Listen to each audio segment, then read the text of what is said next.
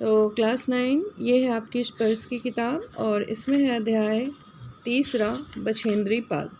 तो ये आपके सेकंड पीटी में आने वाला है। एवरेस्ट मेरी शिखर यात्रा कहानी का नाम है और इनकी लेखिका है बछेंद्री पाल।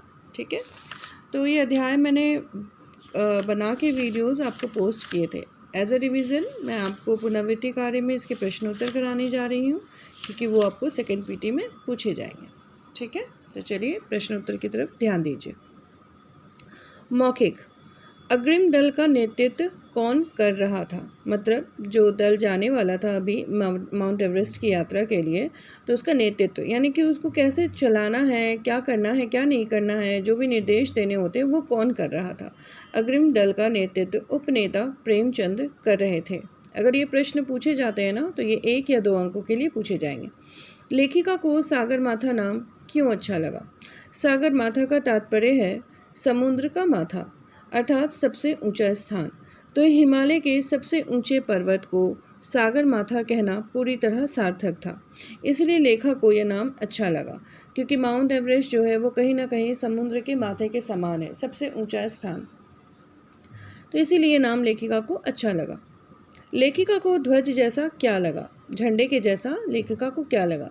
नमचे बाजार से एवरेस्ट की ओर देखने पर लेखिका को एक भारी बर्फ का बड़ा सा फूल दिखाई दिया। वो पर्वत शिखर पर लहराता हुआ एक ध्वज सा प्रतीत हो रहा था। एक भारी बर्फ का फूल जिसे प्लूम कहा जाता है, ठीक है, तो वो दिखाई दिया, तो वो उसे एक ध्वज के समान, एक झंडे के समान लगा। अगला प्रश्न, हिमस्खलन से कितने लोगों की मृत्यु हुई और कितने घायल हुए?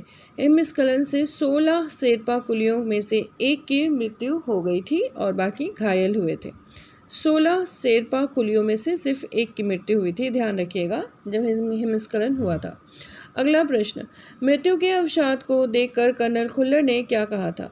मरने का दुख, मृत्यु का जो दुख होता है, मृत्यु के अवसाद को देखकर कर्नल खुल्लर ने कहा कि एवरेस्ट जैसे महान अभियान में खतरों का और कभी कभी तो मृत्यु भी आदमी को सहज रूप से स्वीकार करनी पड़ती है। जब आप किसी खास मिशन पे चल रहे हो और एवरेस्ट जैसा बहुत बड़ा अभियान है, यात्रा है, तो उस दौरान जहाँ पे ऋतु भी आपको बिल्कुल समझ में नहीं आएगी, मौसम का भी कभी भी परिवर्तन हो सकता है, तो वैसे स्थान में कभी कभी चोट चपेट लगना, कभी तो मृत्यु लगना भी बहुत आम सी बात है। तो उस पर ध्यान देकर आप रुक नहीं सकते हो, नहीं तो आपका अभियान जो है वो पूरा नहीं हो पाएगा। तो अगर किसी की मृत्यु हो जाए तो उसे बहुत सहज रूप में आपको स्वीकार करना पड़ता है। रसोई सहायक की मृत्यु कैसे हुई? बेस कैंप तक पहुंचने से पहले रसोई सहायक की मृत्यु पर्वतों की जलवायु अनुकूल न होने के कारण हो गई। तो पर्वतों की जो जलवायु रहती है वो कभी भी एक समान नहीं रहती है, कभी भी बर्फ़बारी हो जाती है, कभी भी मौसम बिगड़ जाता है, तूफ़ान आ जाते हैं, तो वहाँ का मौसम हमारे शरीर के अनुसार नहीं होता, ना हमारा शरीर वहाँ के मौसम के अनुसार होता है। तो अनुकूलन ना होने पे जब आपका शरीर मौसम के साथ अपना तालमेल नहीं बैठा पाता तो उस जगह पे तबीयत खराब होना या मृत्यु होना जैसी बात हो जाती है। तो बेस कैंप तक पहुंचने से पहले जो रसोई सहायक था उसकी मृत्यु हो गई। और क्यों हुई? तो जो वहाँ पे जलवायु है यानी कि मौसम है उसके साथ उसका अनुकूलन नहीं बैठा, अनुकूलित मौसम नहीं था, इसीलिए। कैंप 4 कहाँ और कब लगाया गया? कैंप 4 साउथ कोल पहुंचकर 24 अप्रैल को 7,900 मीटर की ऊंचाई पर लगाया गया। कितनी ऊंचाई पर लगाया गया? 7,900 मीटर की ऊंचाई पर लगाया गया। तारीख क्या थी? 24 अप्रैल। ठीक है। लेखिका ने शेरपा कुली को अपना परिचय किस तरह से दिया? लेखिका ने शेरपा कुली को अपना परिचय यह कह करके दिया कि वह बिल्कुल नौसिखिया है, मतलब वो नई सीखने वाली है, अभी तक उसने पहाड़ पे ठीक से चढ़ना सीखा नहीं है। तो एवरेस्ट उसका पहला मिशन यानी पहला अभियान है। उसने अपना परिचय देते हुए यही बताया कि उसने पहले कभी इस तरह से चढ़ाई नहीं की, ये उसकी पहली चढ़ाई है, इसलिए वो नई सीखने वाली यानी कि नौसिखिया है। लेखिका की सफलता पर कर्नल खुल्लर ने उसे किन शब्दों में बधाई दी? लेखिका की सफलता पर कर्नल खुल्लर ने बधाई देते हुए कहा कि मैं तुम्हारी इस अनूठी उपलब्धि यानी अनोखी उपलब्धि के लिए तुम्हारे माता पिता को बधाई देना चाहूँगा। कहीं ना कहीं माता पिता का हाथ होता है। बच्चे अगर कोई भी सफल काम करते हैं तो माता पिता का हाथ उसमें ज़रूर होता है। इसीलिए कर्नल खुल्लर उनके माता पिता को बधाई देना चाहते थे। लिखित प्रश्न उत्तर ये पूछे जाते ही हैं, इसलिए इसको करना बहुत अनिवार्य है। आने वाले पीटी में भी इससे प्रश्न आएंगे, ऐसा नहीं है कि नहीं आएंगे। पहला प्रश्न, नज़दीक से एवरेस्ट को देखकर लेखिका को कैसा लगा? तो लेखिका ने नमचे बाज़ार पहुंचकर पहली बार एवरेस्ट को नज़दीक से देखा था। तो जब वो नमचे बाज़ार पहुंची लेखिका तो पहली बार उसने एवरेस्ट को नज़दीक से देखा था। तो पहली बार जब उसने एवरेस्ट को इस तरह से नज़दीक से देखा तो एवरेस्ट पर एक भारी बर्फ़ का फूल, जिसे प्लूम कहा जाता है, उसे देखा, जो पर्वत शिखर पर लहरा रहा था और उसे वो एक ध्वज सा लगा। इसे देखकर वह उसके प्रति विचित्र रूप से आकर्षित हुई, मतलब उसे ये बहुत अच्छा लगा, बर्फ़ का फूल जो एक झंडे की तरह लग रहा था।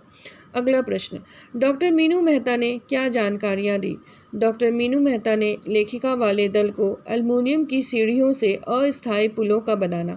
तो जो डॉक्टर मीनू मेहता है उसने बहुत सारी जानकारियाँ दी, किस तरह से पहाड़ की चढ़ाई करनी है। उसके लिए उसने बताया कि एल्युमिनियम की सीढ़ियाँ जिसको अस्थायी पुल बनाने हैं, लट्ठों और रस्सियों का उपयोग करना है, बर्फ़ की आड़ी तिरछी दीवारों पर रस्सियों को बांधना और अग्रिम दल के अभियांत्रिकी कार्यों के बारे में भी जानकारी दी। तो बर्फ़ के पहाड़ पे चढ़ना इतना आसान नहीं होता, रास्ता बनाना पड़ता है, सीढ़ी लगानी पड़ती, पुल बनाना पड़ता है, बर्फ़ की आड़ी तिरछी दीवारों पर रस्सियों को बांधने का तरीका आना चाहिए, तभी आप जो है बर्फ़ के पहाड़ की चढ़ाई कर सकते हो। तो डॉक्टर मीनू मेहता ने इस प्रकार की जानकारी दी।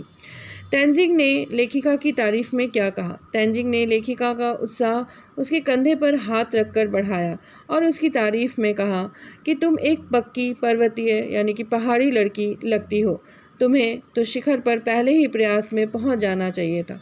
तो तेंजिंग ने लेखिका का हिम्मत बढ़ाते हुए कहा कि तुम तो बिल्कुल पहाड़ी लड़की हो, तुम्हें तो पहले ही इस पहाड़ की यात्रा मतलब पर्वत की यात्रा कर लेनी चाहिए थी। अगला प्रश्न, लेखिका को किनके साथ चढ़ाई करनी थी? तो लेखिका किनके साथ वहाँ पे पहुँचने वाली थी पर्वत की चढ़ाई पे? लेखिका के अभियान दल में यूँ तो लोपसांग, तशरिंग, एनडी शेरपा आदि सदस्य थे। ये सारे सदस्य उनके टीम में थे, परंतु उन्हें जिन साथियों के साथ यात्रा करनी थी वो थे की, जय और मीनू। इन तीनों के साथ में लेखिका को यात्रा करनी थी, मतलब चढ़ाई चढ़नी थी। लोपसांग ने तंबू का रास्ता कैसे साफ किया? लोपसांग ने तंबू का रास्ता अपनी स्विस छुरी की मदद से साफ किया। वह अपने प्रयास में सफल भी हुआ।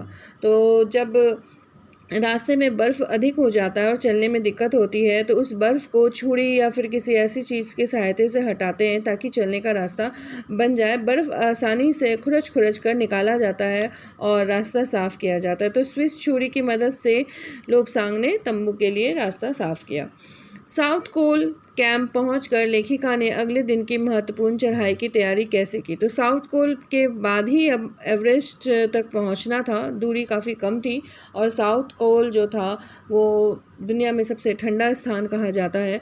साउथ कोल कैंप पहुंचकर लेखिका चढ़ाई की तैयारी करने के लिए सुबह 4 बजे ही उठ जाती है और उठने के बाद वो बर्फ़ को पिघलाकर चाय बनाती है।